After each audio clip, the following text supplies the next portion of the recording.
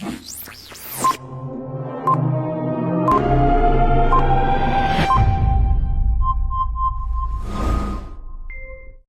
me llamo Natalia, soy parte del equipo de la Escuela Transdisciplinaria y lo que quiero trabajar con ustedes son algunos consejos estratégicos para poder hablar con familias. Sabemos que en este momento todo el tema relacionado con la difamación de la educación sexual habla de excluir a las familias o de quitarle el derecho a las familias de educar a sus criaturas más pequeñas, y sabemos que ese es uno de los principales mitos de la ESI, pero si es que no salimos a dialogar con quienes creen eso, van a seguirlo creyendo, lo van a seguir replicando y van a aparecer como si estuvieran en bandos distintos de los nuestros, cuando en realidad creo que tenemos un montón de cosas en común que podemos agarrar para dialogar, para hacer estrategia, para hacer alianza. Porque además la tarea de la educación sexual integral es tan grande que necesitamos todas las manos posibles. Todas.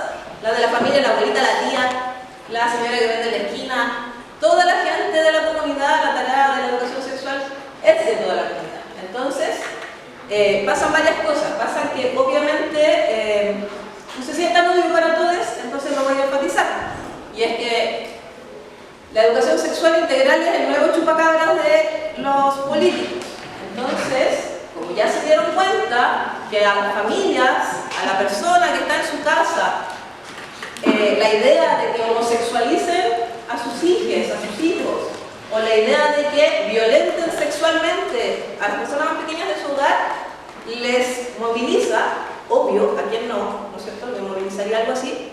Entonces se dan cuenta de que metiendo leña en ese fuego, la gente se distrae y entonces pueden hacer las artimañas que siempre han hecho con respecto a principalmente cosas a nivel económico y político, ¿sí? El caso más evidente y más cerquita para nosotros es Brasil.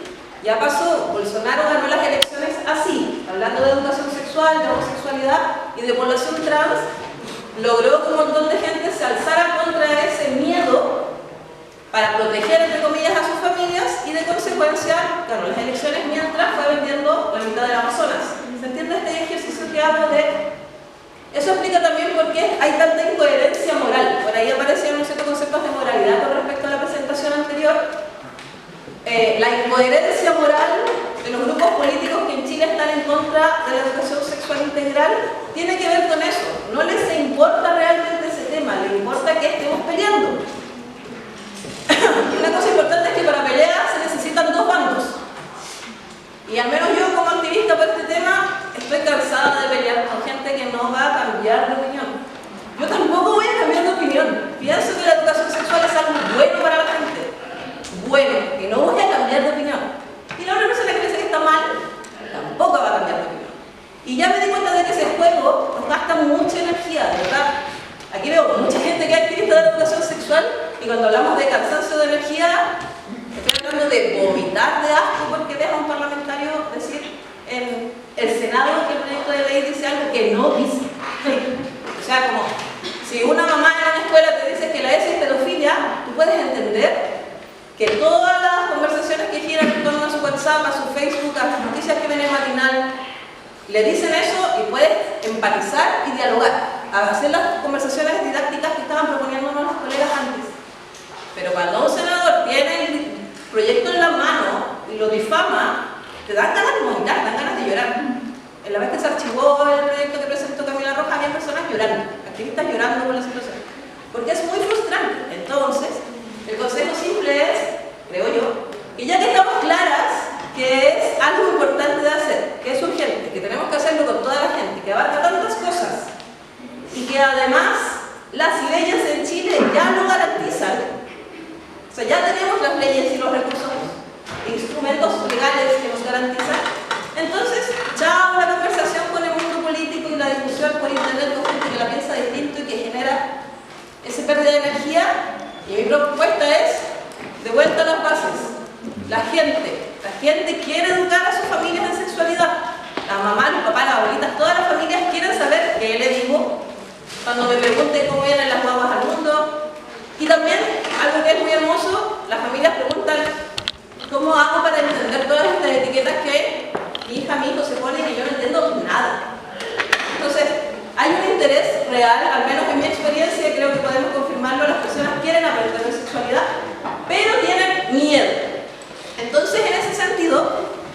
Bueno, el primer mensaje, ¿no es cierto?, es ojalá dejar de polarizar la discusión, al menos como estrategia.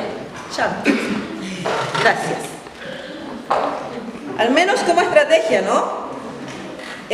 ¿Puedo yo querer seguir peleando en la intimidad de mi trabajo? Sí. ¿Quiero gritarle cosas a la gente? Sí. Pero estratégicamente dejar de pelear nos va a liberar energía para todo lo otro que hay que hacer. Entonces, el segundo consejo sobre cómo ayudar a la gente... espera, pongo la pantalla. Gracias. El segundo consejo sobre cómo ayudar a esas personas es hacer una estrategia. Ojo, una estrategia no es mi estrategia. Yo les puedo contar mi estrategia, pero lo importante es que haya una estrategia. ¿Por qué? Porque el público no está en una situación neutra. Las mamás, los papás con los que vamos a ir a hablar para incorporar a la familia de Lesi no son personas que están en un estado cero. Llegamos tarde. Antes de nosotras llegó el bus de la libertad, llegaron todos estos discursos que hicieron que se cayera el proyecto constitucional. Un montón de cosas han ido pasando. Toda esta manipulación y toda esta difamación de la que estamos hablando ha penetrado en la... demasiadas cosas que les asustan. ¿Qué cosas representan, por ejemplo? Mírenme con cara de mamá y papá. Rural. Pongo rural porque un poco más alejado como quizás de diversidades estéticas y cosas, pero imagínense que yo vengo a hacer un taller de educación sexual a niños de séptimo básico de Canela, cerca de Illapel. ¿Qué de mí les puede asustar a esas personas? El pelo de colores. ¿Qué significa el pelo de colores? Como profesional. Ya, ¿qué más? ¿De qué color es el pelo? Morado. ¿Qué significa? Feminismo. Ya, ahí ya fue. ¿Vale? Fue. Entonces yo he tenido que marcarme que a los 2 minutos de exposición una mamá levante la mano y diga: no quiero que una feminista acérrima le haga educación sexual a mi hija porque mi hija es orgullosamente XX y se va a quedar así. ¿Vale? Cuando yo digo, hola, buenas tardes, vamos a hablar de educación sexual, ¡pam! Eso me devolvió la mano. De ahí ya también lo promociona a la niña. ¿Ok? Además, obviamente después me averigüé y su hija no es orgullosamente XX. ¿Sí? Entonces, su hija no es orgullosamente XX. Entonces, pero esa es la situación. Entonces yo no puedo entrar a esa platea de personas neutra. No me voy a volver a poner el pelo negro. O sea, llevo como 40 años tratando de tener el pelo de este color y poder ir a trabajar y por fin tengo la edad para que quien no quiera mi pelo no venga a trabajar conmigo, ¿cierto?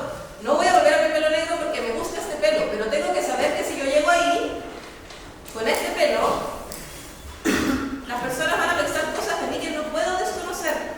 Si esto fuera un juego de mesa como el que estaba presentando recién la compañera, tienen reglas. ¿Ahí se me entiende? No, ¿sí? Tienen reglas, ¿no? O sea, yo quiero salir caminando por la plaza de Santiago, desnuda y que nadie me haga nada.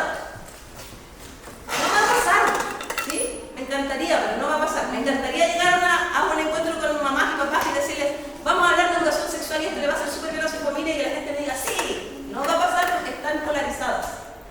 Y porque quienes nos interesamos de la educación sexual, no sé si lo han notado, pero somos personas que tenemos rollos con el tema. Entonces, en general hemos sido excluidas. Hemos sido marginadas por algo relacionado con lo sexual. O porque andábamos con la falda muy corta, o porque soy lesbiana, o porque soy trans, o porque soy gay, o porque me gusta hablar del tema, o, ¿sí? No digo sin necesariamente traumas, sino que hay un tema que nos ha hecho trabajar con esto, y suelen ser temas que no son validables socialmente. Entonces, los grupos de personas que estamos avanzando en temas de educación sexual somos personas que no necesariamente tienen el poder que se necesita. Por eso este proyecto en esta universidad es tan importante. Porque ustedes sí van a tener poder o ya lo tienen. Por las redes por las que se mueven, por los lugares de donde vienen. No sé si todas las personas aquí vienen de la misma clase social, lo dudo, pero esta interconexión ayuda. Se necesitan personas poderosas para lograrlo porque necesitamos una estrategia ofensiva. ¿Se entiende? No que vamos a ir a pegarle a nadie, pero no neutra, no relajada. Yo no iría vestida como estoy vestida ahora a hablar con mamás y papás, ¿sí? Porque ya el pelo es suficiente. Entonces, no puedo no puedo ir como voy a ir a una fiesta, sería una mala idea. Lo más neutra posible yo, pero otra persona podría tomar otra estrategia. Lo importante es que haya una estrategia. Entonces, la estrategia tiene que ver con investigo quién es mi público final, investigo quiénes son estas mamás, quiénes son estos papás, desde dónde van a hablar, investigo en qué está el grupo curso con respecto al tema, porque como dijo la compañera, si yo llego a hablar de funas y está funado el hijo de la presidenta del centro de apoderados, va a ser distinto si quien está funado es el hijo de la tía del kiosco. ¿Se entiende? Todas esas lecturas interseccionales también las tengo que hacer. Les propongo también estrategias como básicas de puntualidad, respuesta, todas esas cosas como son importantes también, porque si no, recuerden que van a ir a hablar de un tema delicado y cualquier cosa puede ser en su contra. Y la tercera y última cosa es lo mismo que dijeron antes, abran el diálogo. Abran el diálogo. La gente se regula sola, afortunadamente, porque el público también está polarizado. Es muy difícil que nadie esté de acuerdo de ninguna manera, sobre todo si vinculamos la ESI a las cosas sobre las que todas las personas estamos de acuerdo. Es muy difícil que yo diga, estamos en desacuerdo con la violencia sexual hacia la niñez. ¿Hay alguien que está de acuerdo con eso? Nadie se va a quemar diciendo, no, yo pienso que está bien. Entonces tenemos muchos puntos a favor. El consentimiento entre las personas, la erradicación de la violencia en el pololeo, por ejemplo. Son temas que empiezan a, la regulación o la educación sexual con respecto a drogas y sexualidad. Todas esas cosas son de interés de la familia. Quizás la demisexualidad, la pansexualidad y la identidad de género fluida, tal vez no. Quizás ahí ya se les empiezan a parar las antenas. Pero yo puedo partir con las cosas sobre las que estamos de acuerdo para que esas personas empiecen a confiar en mí, yo pueda conocer más en qué están estas personas y podamos ir construyendo en conjunto, ¿sí? Entonces, en general, cuando yo hablo con las familias, no uso la E, ¿vale? Intento no usar ni la E, ni persona con culpa, ni persona con pene. Esto es porque yo vengo de una familia muy conservadora. Entonces me doy cuenta que cuando digo la E, o cuando digo persona con pene o persona con vulva, ya dejaron de escucharme. Pero, porque me identifican como el enemigo, el otro polo. La loca que conjuga con E, ya la feminista de ultra no sé qué cosa, ¿no es cierto? Entonces, yo no uso la E, pero no voy a sacrificar el respeto por otras identidades. Esa no es una estrategia, ese no es un piso en el que yo pueda retroceder. No voy a convencer a las familias de que soy más conservadora de lo que soy, porque eso desprotegería a personas. Necesito reconocer otras identidades dentro de la sala. Entonces, o me las arreglo para que toda mi presentación sea neutra y hable con palabras neutras, o pongo el debate para que se dialogue como familia. La importancia de la E, o lo que está ocurriendo con esta E. Pongo el fenómeno, ¿no? Lo uso como un recurso didáctico. ¿Qué les parece? ¿Qué pasa con esto? Hay muchas formas de hablar de eso, porque las personas que no la usan suelen sentirse violentadas por la solicitud del uso. Obvio que cuando alguien te dice que se siente violentada porque le pides que use la E, da rabia. A mí me da rabia, no sé qué les pasa, pero a mí es como... entonces, si yo reacciono con rabia, se enciende el problema que dijimos antes. Me pongo a pelear con esa persona y no salimos de ahí. Si en cambio yo encuentro una herramienta para poder seguir dialogando, lo interesante, quizás que va a ser un poco despectivo, pero lo interesante es que en general las personas que no quieren usar la E no tienen argumentos contundentes.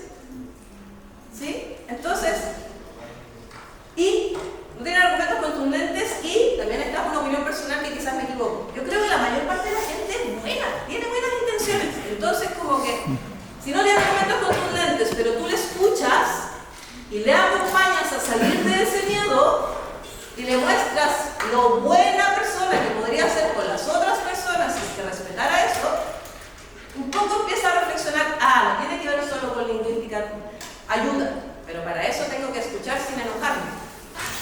Y lo bueno es que las respuestas que enojan son siempre las mismas, entonces una puede estar lo suficientemente entrenadita para que no te reboten o te hagan menos daño. más o menos los grupos preguntan las mismas cosas, sobre todo si son mamás o papás de escuela. Entonces, no uso la E, pero no retrocedo y uso palabras neutras. Y si se me sale la E, lo digo. Ya total, ya tengo el pelo morado, entonces como que, oye, no estoy usando la E porque sé que es un punto de conflicto. ¿Quieren que hablemos de eso? Por ejemplo, ¿no? Si se me salen sus hijas, ¡ah! Porque me ha pasado que me han dejado de contratar en colegios porque se me ha salido una E. Y entonces tengo que reflexionar. ¿Quiero que me dejen de contratar? ¿O quiero usar la E? Porque al final del día, a veces tengo la impresión de que en el debate, sobre todo las personas que no somos fluidas o no tenemos identidades fuera de los binarismos de género, en el debate que he enaltecido por la E con otras personas, las he alejado más. Y no sé si le he hecho un bien a las personas que están fuera de los binarismos de género que están cerca mío. ¿Sí? Entonces, a veces, no hay que bajar la lucha contra eso, pero sí hay que dialogar desde otro lugar. Piensen que hay montones de leyes en el Senado que se están cayendo por los artículos que son con la E. Por ejemplo, la ley José María se demoró un montón más porque había artículos que estaban con lenguaje inclusivo y entonces, ¿cuáles son las reglas de nuestro juego? El Senado que tenemos. ¿Está? Ese es. Lo elegimos. ¿Pasó? Entonces yo no puedo pensar que eso no va a pasar. Si de eso se trata. ¿Cachai? Obvio que van a bajar los proyectos con la E, porque la E genera ruido y podemos entonces perder energía y vender el Amazonas. ¿Se entiende esa cosita? Vale. Lo otro es que yo me voy a poner, esto es más posible para mí que para ustedes. Yo voy a cumplir 40 años y por lo tanto yo me pongo en el grupo de la familia.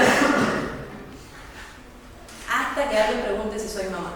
Porque ahí fui, ¿no es cierto? O sea, si alguien me pregunta que soy mamá, lo que me está preguntando es, ¿tiene autoridad para opinar o no tiene autoridad para opinar? Si yo digo que no soy mamá, no tengo autoridad para opinar. Entonces tengo que evitar que me hagan esa pregunta a mí. Porque sé lo que va a pasar, ya lo sé. Ahora, como ya tengo toda esta edad, la gente asume que tengo hijos. Y si me lo preguntan directamente, digo, no, pero tengo sobrinas. Eso sí. Igual tengo una hijastra, pero que es diferente de esa manera. Entonces, me pongo en el grupo y hablo sobre todo cuando hablo de diversidad sexual, de lo difícil que es para mi generación comprender todos estos cambios. Para mí nunca ha sido difícil, chiquillos, de verdad que no, es como algo que quiero hacer desde siempre. Entonces, pero es algo que necesito hacer para que estratégicamente podamos armar grupo. Me ven como de otro grupo, yo puedo estar en el grupo, yo entiendo lo fome que son estas discusiones, puedo sumarme ahí donde estás tú también, ¿sí?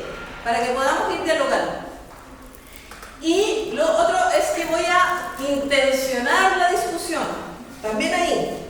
No necesariamente es posible para todas las personas. Para intencionar una discusión tengo que saber lo que voy a decir, tengo que saber responder, tengo que estar un poquito más tranquila, o tengo que manejar muy bien los recursos que compartieron las colegas, que es devolver al grupo. Eso es bacán, porque podemos hablar de cualquier tema, si manejo esas técnicas didácticas puedo dialogar sobre lo que sea. Pero lo que yo voy a intencionar es la discusión. ¿Por qué voy a intencionar la discusión? Porque, como les decía, llegamos tarde a las familias, y antes de nosotras llegaron personas que metieron todas las difamaciones sobre qué es la ESI. Ese fue el primer momento. ¿Vale? 2015 más o menos. En el 2015, cuando llegó el Bus de la Libertad, que venía de Barcelona y que tiene financiamiento internacional, y por eso llega ese bus hasta aquí, y que busca fines políticos como los que les estoy contando, usando el tema de la diversidad trans o la ideología de género a la que supuestamente pertenecemos, ¿verdad? Avanza el Bus de la Libertad, que el Estado de Chile lo deja pasar. Podemos pensar en que no debería haberlo dejado pasar porque tenía un discurso de odio impreso y circulaba, no debería circular discursos de odio. Eso no tiene que ver con libertad de expresión, ¿no? Entonces, llega el Bus de la Libertad, mete cuco a la gente, difama la educación sexual, habla de la pedofilia, habla de la ideología de género, pero ahora estamos en un segundo momento que es más de armar ejército.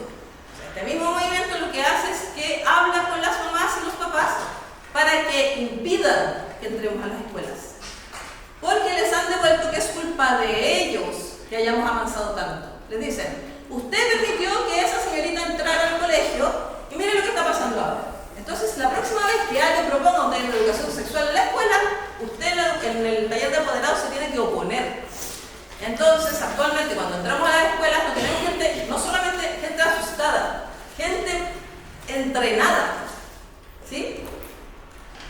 No está entrenada porque le pagan, no es una mercenaria de ese ejército. Está convencida de que tiene que salvar a la niñez de esa escuela.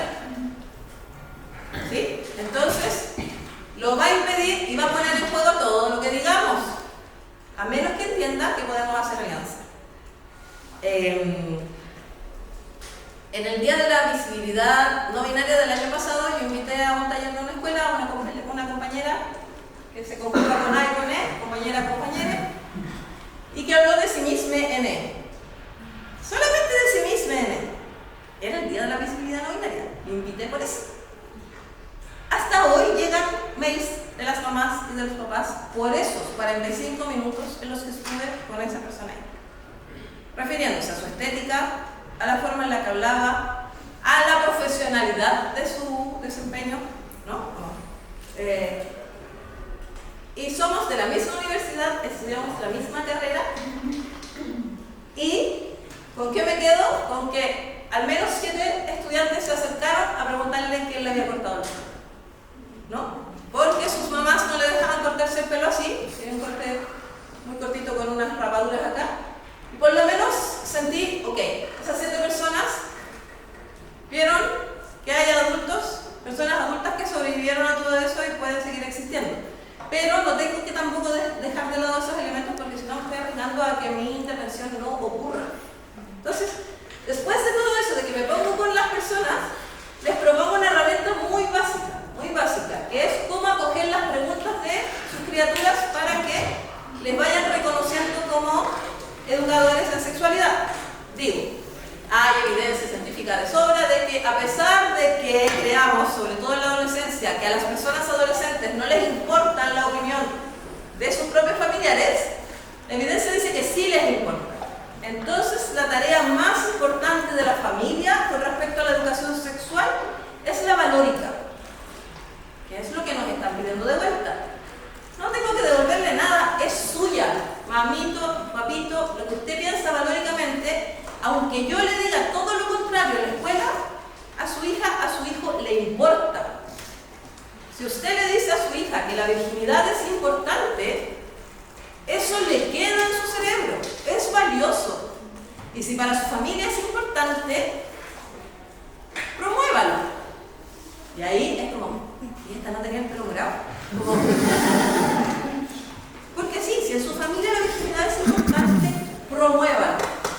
Lo único que yo quiero evitar es que su hija piense que la virginidad se mantiene de formas en que no se mantiene. Me gustaría que supiera cómo es que ella puede cuidar ese valor de su familia.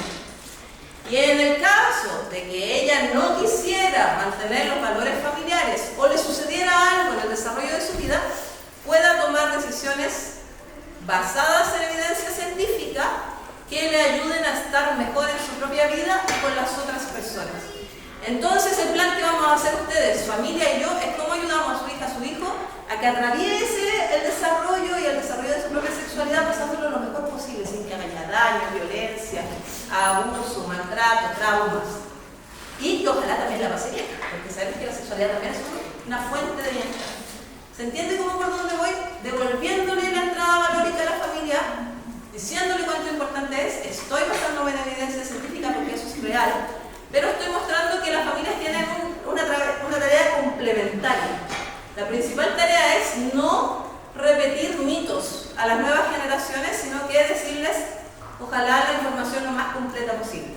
Entonces ahí les muestro un recurso que es muy simple, que cuando una personita de su familia les haga una pregunta, puedan contextualizar, que lo hablamos también en el bloque anterior, contextualizar. Si la persona me pregunta, ¿qué es el sexo en exceso? ¿Sí?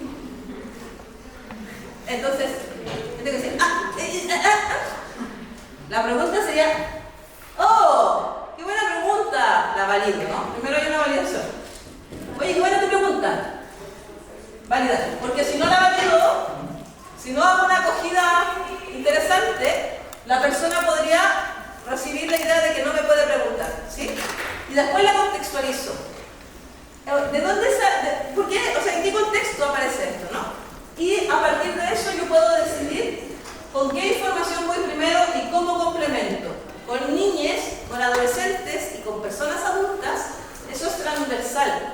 Voy de a poco, porque necesito saber cuánto le interesa realmente a la persona. La educación sexual funciona 500 veces mejor si es cuando a quién le importa algo me pregunta, más que si yo siento a alguien y le digo ahora te voy a hacer la charla de la sexualidad. El rol de las familias es estar preparada para estas preguntas que son espontáneas. Eso es lo más difícil, porque además cuando la pregunta es de contenido sexual, las niñeces buscan espacios donde no hay contacto ocular, generalmente, porque saben que están preguntando algo que a las personas adultas les incomoda, lo saben, lo perciben. Entonces escogen momentos, por ejemplo, de traslado de auto, cuando la persona está manejando, o contextos en los que no es el mejor momento para desarrollar la idea, y que queda ahí tirada, ¿no es cierto? Entonces, yo doy una respuesta acotada y luego pregunto si la persona quiere saber más. El contexto me sirve para saber si me está preguntando algo sexual o algo narrativo. Por ejemplo, yo pregunté, ¿qué significa el sexo en exceso? ¿Por qué? ¿De dónde viene esa frase? ¿Cuál? Es un coro de una canción, ¿no es cierto? Cali. Vale.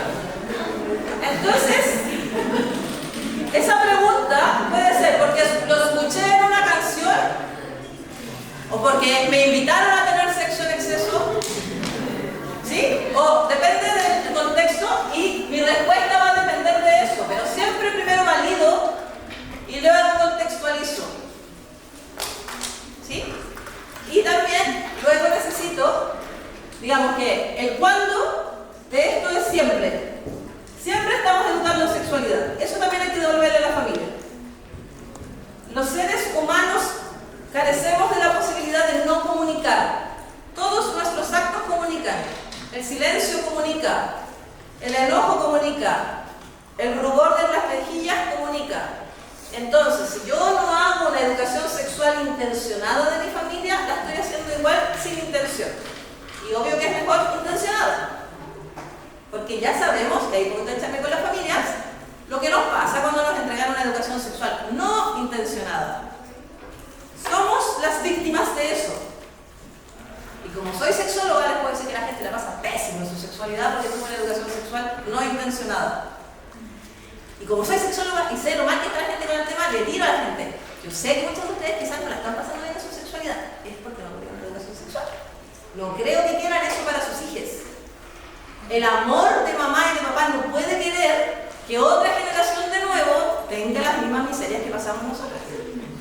O sí, y entonces, ¿o usted quiere ser una mamá que le hereda a su hija esa miseria? No, en su cerebro tiene que pasar eso, no se lo digo explícitamente, pero. Entonces, ¿cuándo? Siempre educamos en sexualidad. Hagámoslo con intención. ¿Dónde? ¿Dónde ocurre? Lo importante es esto, lo valido, donde sea. No digo, oye, no sabes esas cosas, no digo. Mi amor, este tema es un poco difícil de hablar ahora, pero muchas gracias por tu pregunta, la voy a tener presente, cuando estemos en la casita, lo respondemos, por ejemplo. Pero siempre hay que validar la consulta, aunque yo no sepa la respuesta. La respuesta puede ser, oye, qué buena pregunta, no tengo idea, pero voy a buscar, busquemos. O voy a preguntar, ¿sí? Entonces, y después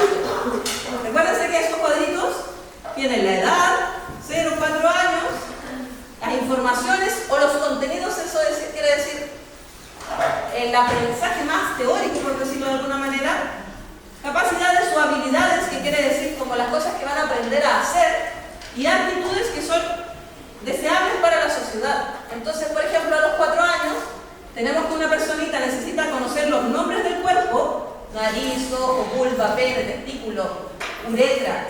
Necesita saber limpiarlos. Una persona entre 0 y 4 años necesita aprender a limpiar sus partes del cuerpo, aprender a limpiarse la nariz, aprender a limpiarse después de hacer pipí, de hacer caca, aprender a limpiarse las orejitas sin dañárselas, y también aprender habilidades de respeto por su propio cuerpo y el cuerpo de las otras personas. ¿Se entiende? Entonces, cuando yo le muestro un ejemplo así de concreto a las familias, entienden que no estoy buscando llevarles juguetes sexuales a su hija de 4 años, como dicen en el Senado, sino que estoy buscando hacerle cositas que son concretas y que cotidianamente esa persona se va a encontrar. Y les refuerzo, gracias a este de siempre, que la educación sexual es una conducción de una dimensión de la experiencia humana que se desarrolla durante toda la vida. Y es demasiado importante, que va mucho más allá del sexo, de tener sexo. Y que por eso es importante que ocurra desde la más temprana niñez. Porque en lo sexual vamos a estar considerando cosas como el reconocimiento de mi propio cuerpo, el respeto por mi cuerpo, el cómo ponerle límites a las otras personas, el cómo conducir a otras personas para que sepan lo que me gusta, que no me gusta tanto que me tiren el pelo, sino que más me gusta suavecito, por ejemplo, o que los abrazos apretados me hacen daño, y que me gusta más que me saluden de la mano, por ejemplo. Todo eso que pareciera tan alejado de tener sexo, está alejado de tener sexo, porque no tiene que ver con esa etapa del desarrollo vital, pero todas esas otras cosas también son relacionadas con la sexualidad. Y cuando la familia habla de estas cosas que son previas al sexo, es reconocida por su hijo o por su hija como una fuente a la cual pedir apoyo cuando ya esté teniendo sexo. Ese enganche es demasiado importante.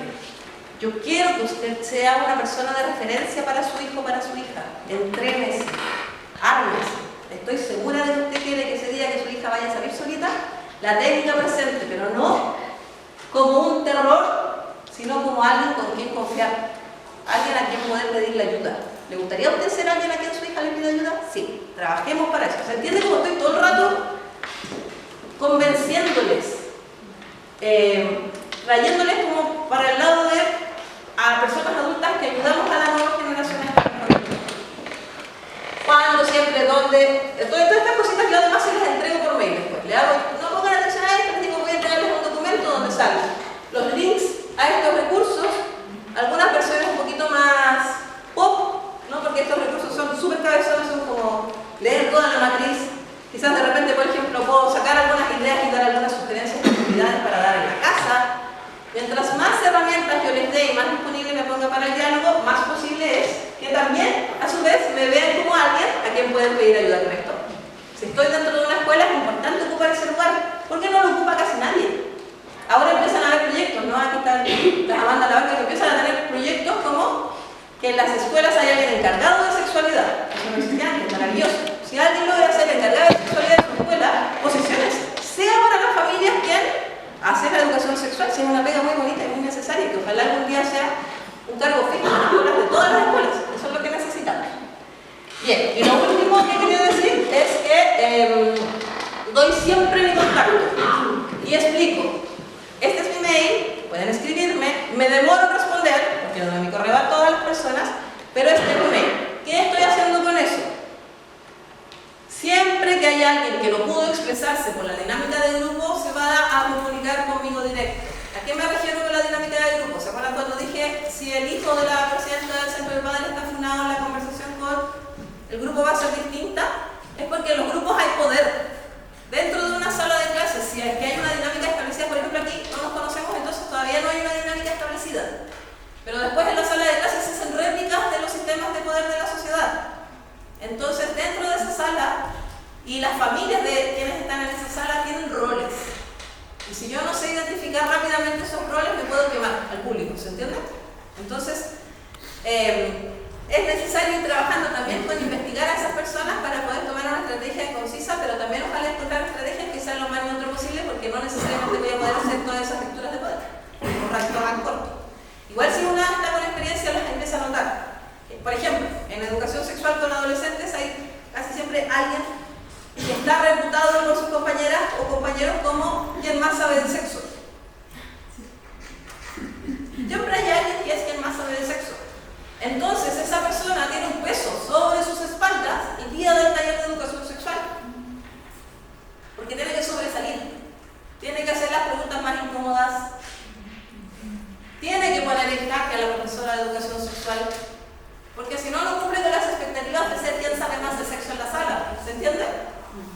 Si yo logro hacer rápidamente esa lectura de esa persona y la sumo a mi taller con todo el entusiasmo que tiene sobre el tema, puedo tener un trabajo mucho más lindo que si trato de frenar eso. Y para eso tengo que pasar por encima de las prisas que se van a generar cuando haga preguntas incómodas, ¿no es cierto? Y tengo que entonces, al final de eso, estar cómoda con mi rol como educadora sexual. Sobre todo en este momento en el que estamos en la mirada, entre comillas, de quienes quieren parecer enemigues, pero que no lo son, ¿no? Como apuntadas como personas enemigues. Eso entonces, en términos de estrategia muy rápido. Ya, entonces, ¿alguien quiere hacer alguna pregunta sobre esta estrategia o alguna pregunta en específico de que ya hayan tenido una situación con familias y que quieran ponerla aquí para que la dialoguemos a ver si les puedo sugerir algo con cómo trabajar con esas familias? Dígame.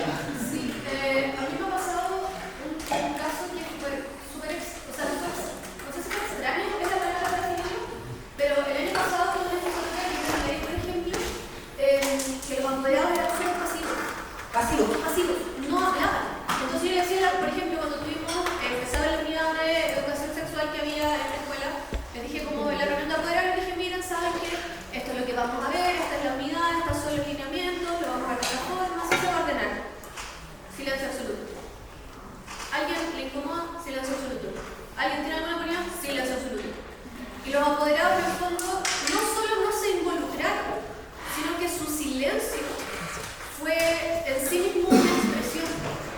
Porque en ese mismo curso era, por ejemplo, que yo ya no soy la profe jefe de ese curso, pero es un curso que tiene unas situaciones bien violentas de abuso sexual, de cabras que están en situaciones de riesgo, y los mismos apoderados en el fondo tiraron la pelota y... A ti. Ni siquiera a mí, porque no era como que la profe se haga cargo, era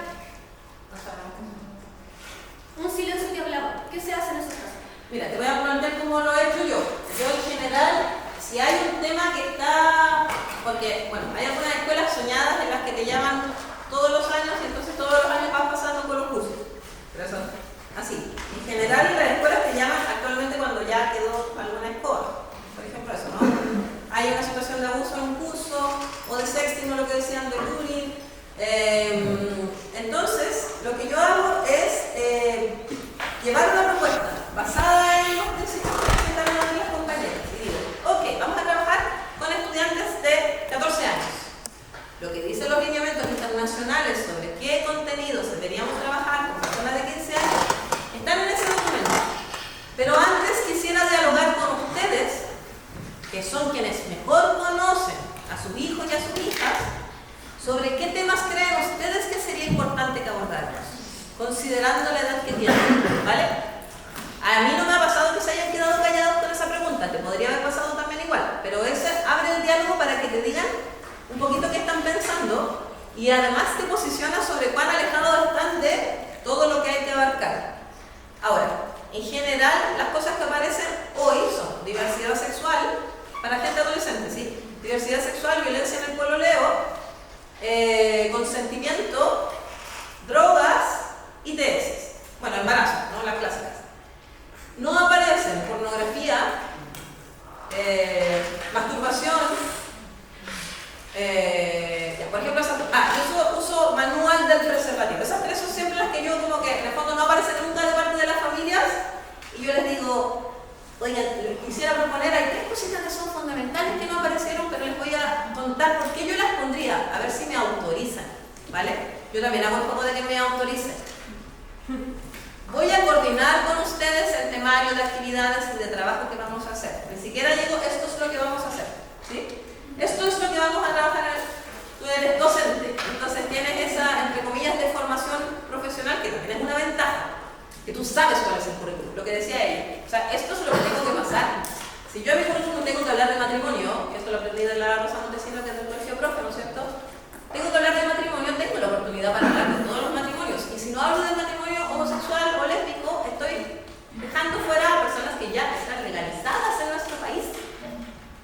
Es legal, entonces como que no hay mucho debate legal ahí, pero necesito como abrir el diálogo para que sea más obligatorio que se pronuncie. Entonces, como no sale pornografía, lo que digo es, supongamos que estoy trabajando con un curso de 14 años, mamás de 14 años, de chicas de 14 años, digo, importante en este momento que se sepa que la legalidad vigente podría generarle penas legales a su hija, a su hijo, si comparte el video de una compañera o compañero, porque significa distribución de material pedopornográfico, ¿no es cierto?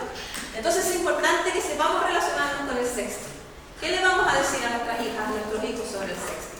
Yo tengo varias cosas que decirles para que no se pongan en riesgo. ¿Les parece que lo trabajemos en el taller? Sí, vamos. Entonces, pues yo hablo de sexting seguro en la clase. Asumo que van a usar sexting, porque trabajo desde la reducción de daños, no desde la reducción de conductas, pero ya tengo la aprobación de la familia para hablar de eso. Con la pornografía algo similar, lo que digo es la evidencia, no lo que dice la gente. La evidencia demuestra que la gente adolescente no usa la pornografía solo para educarse, lo usa para erotizarse, que es para lo que existe el porno generalmente, o para divertirse. Pero también sabemos que en ese gesto de diversión, igual como cuando veo a mis artistas favoritas de K-pop bailando y tienen menos grasa que nadie, y mi cuerpo entonces se ve demasiado gordo en comparación con ellas, lo mismo me puede pasar si yo estoy mirando pornografía con las partes de mi cuerpo. Y aquí es donde me engancho con toda la mamá de los niños. El daño que se le puede hacer a los hombres cuando comparan su pene con el de los actores pornos es terrible. ¿Les gustaría que hablemos de pornografía con sus hijos? Sí, al tiro dicen que sí, porque no quieren que sus hijos hagan, y que también les meto un poco de cuco. Aquí me contradigo yo misma, porque siempre digo que la educación sexual no tiene que ser desde el miedo, pero les meto miedo, a las familias les meto caleta de miedo. Caleta de miedo. Desde los 8 años, si su hijo tiene celular, ya vio pornografía, seguro. Alguien le mandó un anuncio de YouTube, le salió. Entonces es importante mediar eso, porque no vamos a poder detener que la vean. No es posible. Eso es meterles cupo, porque en realidad sí sería eventualmente posible, ¿sí? Pero si mediamos, tenemos al tiro de luz. Y lo último de la masturbación, esa es un poquito más complicada, pero me he dado cuenta de que, diciendo que hay estudios que avalan que la masturbación retrasa el inicio sexual de las mujeres, hay más permiso para que hablen de masturbación en la sala. Porque las mujeres adultas que están ahí dicen como, oye, parece que me podría haber retrasado un par de pasteles. En la vida sí hubiera sabido masturbar. Entonces dicen, sí, por favor enseñan a mi hija sobre sus partes del cuerpo, etc. Mío. Es que me llama la atención y pregunto generalmente por qué dices como autorizar entre comillas, porque a mí me ha pasado que he trabajado con un colegio haciendo talleres o intervenciones y sí los padres tienen que autorizar. O sea, si yo digo como contenido sin tratar, consentimiento, higiene, no sé, preservativo, y los padres dicen como, no, preservativos no está autorizado, o sea, no se puede usar, como que se tiene que tratar el taller y todo eso. Entonces como que igual tienen un poder como esta como falsa ilusión como de elección, como de qué tipo de educación sexual le vamos a enseñar, porque igual se le va a enseñar, pero cómo lidiar con esa como autorización de los padres cuando en verdad como que hay veces donde puede como cortar el paso. Sí, yo pienso que hace rato no me pasa precisamente con la misma técnica, ¿vale? O sea, la gente no te dice que no si le argumentas y qué. Si tú le dices, voy a presentar, hola, vamos a hacer el taller de educación sexual para los primeros medios que incluye diversidad sexual y uso preservativos para prevención de ITS, te van a decir que no, porque se imaginan caos, ¿cachai? Se imaginan, hay un caos, hay un pequeño caos que es entretenido si tú llevas dildos de madera y preservativos a la sala, pero es un caos que voy a saber manejar. Necesito explicarte por qué tengo que hacerlo. Y te explico por qué tengo que hacerlo. Y llevo el pene de madera le digo, mire, este material voy a traer. Voy a traer estos materiales, este condón, y estas servilletitas para que se limpien las manos porque si no van a salir todos lubricados, ¿no? Y vamos a hacerlo voluntario. Solamente quienes quieran de la sala hacer la experiencia práctica lo van a hacer. Quienes no quieran, no les vamos a obligar, porque las personas tienen miedo que les obliguen, ¿no? Pero sería súper hermoso que aprendieran, porque tenemos evidencia de que el uso del preservativo requiere una mecánica que si mientras más la entreno, mejor me sale. Entonces, cuando no entrenamos el uso del preservativo, las personas, cuando están a las horas de los quibus en la pasión, no puede ponérselo bien. Y mi evidencia demuestra el 80% de la gente en la sala se equivoca. En el condón. Toda la gente se equivoca. Entonces es maravilloso eso, porque yo digo, todas las veces traigo el doble de preservativos porque les tengo que dar al menos 2 oportunidades a las personas, porque al menos el 80% de las personas se equivocan. ¿Con qué se equivocan? Con alguno de los pasos. Y le hago a la familia 2 pasos. Y así de paso le enseño a esta generación, que la mía era más para arriba, tampoco se usa preservativos. ¿No? O sea, la primera vez que mi mamá vio un preservativo pensó que era uno de esos chocolates de menta que uno saca arriba y se lo iba a comer. No lo conocía. Y yo tenía 14 años, o sea, estoy hablando de caletas de tiempo. Entonces, necesitamos también hacer ese gesto de ternura. Mucha paciencia. Finalmente no te pueden impedir hacer cosas que son de necesidad de desarrollo curricular. Pero hay una estrategia como de que lo estamos acordando. Sí. Creo que eso fue tiempo, ¿no? Pero, ¿hay alguna otra preguntita? En el comentario, el ejercicio de ya después de la práctica que nos está enseñando es si cuando ya el espacio será seguro, confiable y todo lo demás, me ha pasado que al final de la clase, por ejemplo, se acercan estudiantes a comentarme situaciones que van más allá de mi labor pedagógica. Por ejemplo, situaciones de abuso, de, no sé, denunciar situaciones X. Y ahí yo quiero hacer lo que, como yo he podido resolver y abordar, es que también nuestro rol como es pedagógico no puede ir más allá como un espacio jurídico o legal de lo que nosotros desarrollamos dentro de la clase. Y para eso también hay que tener claro cuáles son entonces los protocolos para abordar esas situaciones de recepción de información. Natalia. O sea, sí, en la medida que el protocolo de funcionamiento funcione, ¿vale? Si no funciona, lamentablemente a ti tienes que acercarlo. No, claro, pero me refiero, por ejemplo, cuando son situaciones en las cuales ya tú puedes ocupar el mecanismo que tienes a disposición. Obviamente cuando no, tienes que levantarlo, pero lo quiero como dejar como reflexión también de que va a pasar. Pero si te van a pasar situaciones cuando ya trabajas en ESI y el espacio es seguro, van a venir estudiantes a comentar ese tipo de situaciones y hay que estar preparados para ello. Absolutamente. Entonces hay que recordar que no somos quienes tenemos que indagar, no tenemos que recaudar ninguna prueba, solamente recibimos el testimonio y avanzamos con el protocolo. ¿Sí? Si hay una denuncia, esto pasa siempre, lamentablemente, o sea, tú lo estás planteando como una eventualidad, pasa siempre. Y es por eso que podemos devolverles en términos de marketing lo que están haciendo ustedes. ¿A quién le tienen miedo, republicano? ¿A quién le tienen miedo? ¿Por qué tienen tanto miedo de que hablemos de educación sexual en la escuela? Porque pasa eso, ¿no? Porque quien está sufriendo una violación, un abuso de su intimidad, está sufriendo violencia en su casa, cuando hablamos de esto, y no solamente violencia sexual, discriminación por su orientación sexual, discriminación por su género, etcétera, etcétera, ¿no? La última cosita. Y lo otro es que ha empezado a aparecer, yo siento que antes no, los adolescentes tienen muchas preguntas sexológicas, sobre parafilias, sobre BDSM, sobre erección del pene, sobre más placer, sobre puntos erógenos. Entonces es complejo, porque vienen a contarte sus intimidades, ¿no es cierto?, para recibir una asesoría sexológica. Y ese es una cosa que deberías derivar porque es muy difícil que te metas ahí en el rol de docente, creo. Dígame. ¿Qué estrategia pueden proponer o contarnos un poco cuando los papás no aceptan cómo se manifiestan sus hijos? Porque, por ejemplo, yo soy psicóloga, no profesora, pero me pasa mucho que llegan niñitas, o me ha pasado más de niñas, que son lesbianas y que las mamás, y una colega que hizo, me impresionó, me dijo, yo no tengo ningún problema con nada, pero mi hija no puede ser lesbiana. Y otra, lo mismo, no, es que ella no puede ser lesbiana.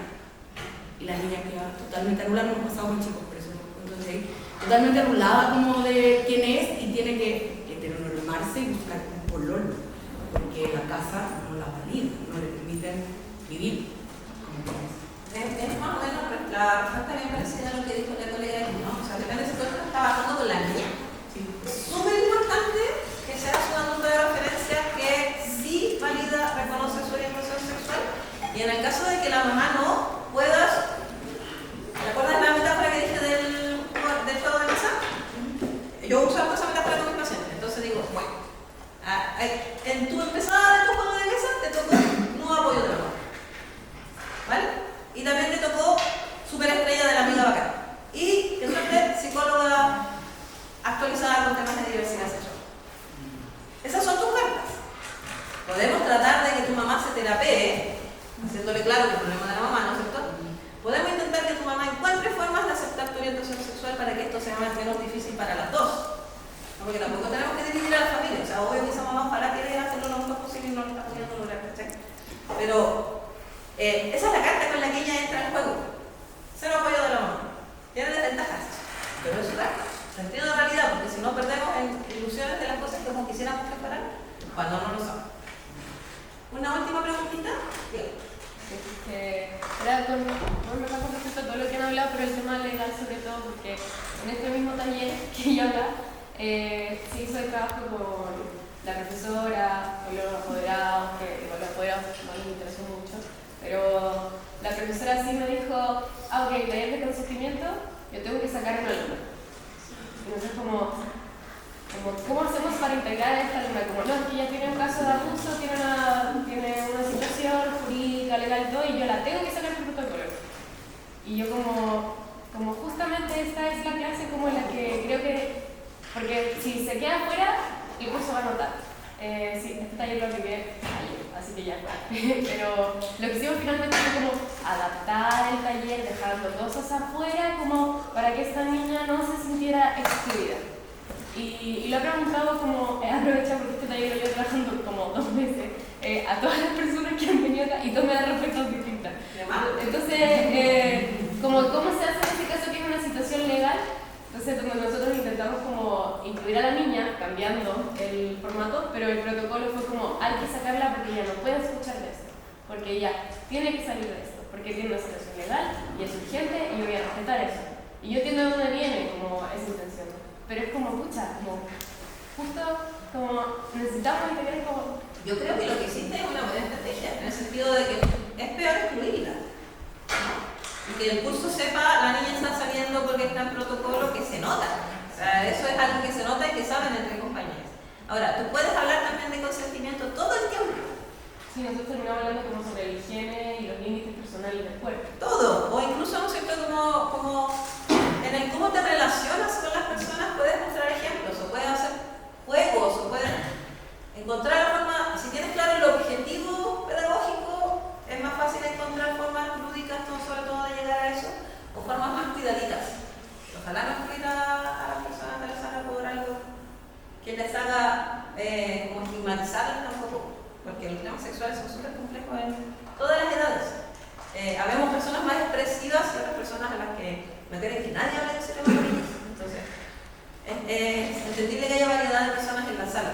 Creo que incluso no es tan regulable en nuestras escuelas, pero sería bacán que fuera voluntario, ¿no?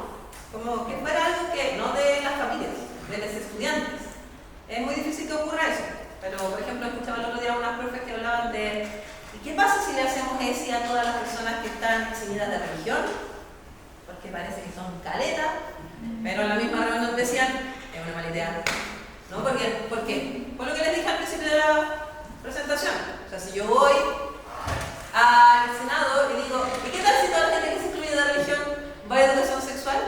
De nuevo se genera la fisura legal, o sea, imaginaria de que religión y educación sexual son antagonistas y no es real.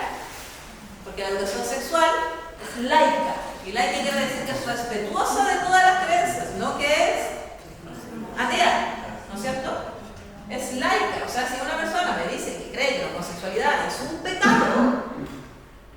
pastor lo dice, yo le tengo que creer.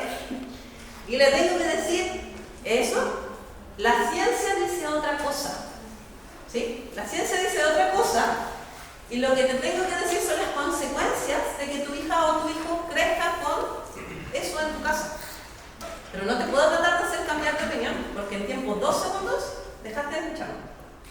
Porque yo no soy tu pastora. De hecho, soy la antítesis de tu pastora. Yo conocí, perdón que venga esto, pero estoy en un lugar de terapia sexual y conocí una sexóloga que logró que una persona mormona fuera a terapia porque era como lo que Dios quería.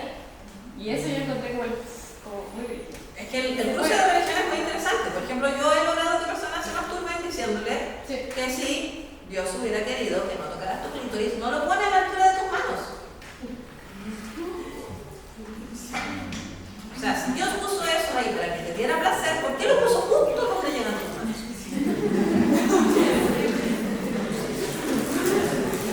Entonces, yo necesito validar lo que cree la persona. Y porque si no, o sea, si yo le digo a las personas que la Biblia miente, ¿con qué derecho? Si hay personas que de verdad creen en el Papa y creen, o sea, yo no. Pero ese es mi valor. Y si en cambio alguien me viniera diciendo algo contra mis valores, yo quizás también lo defendería. Obvio, así funcionamos. Por eso el jueguito, la maquinita político-económica es tan fácil de hacer con esto, porque nos emocionamos, ¿sí? Bueno, para no hacerles perder más tiempo de vuelta a sus casas, les agradezco mucho su atención. Espero que puedan extender esto. Como les decía al inicio, necesitamos muchas manos, hay mucho trabajo por hacer. ¿A quién le gusta el teatro? El teatro invisible sirve mucho para eso. No quiere decir ponerse en la micro, hablar con la amiga, ponerse en la plaza, en la fila de algo. Si no lo han explorado, se llama teatro invisible y es como hacer activismo conversando. Se hace también publicidad, hay gente que habla de discos, de fiestas, en lugares donde uno dice, lo escuché por ahí, pero en realidad es una forma de comunicación. Y sobre todo, si tienen paciencia y vocación de pedagogía, vayan de una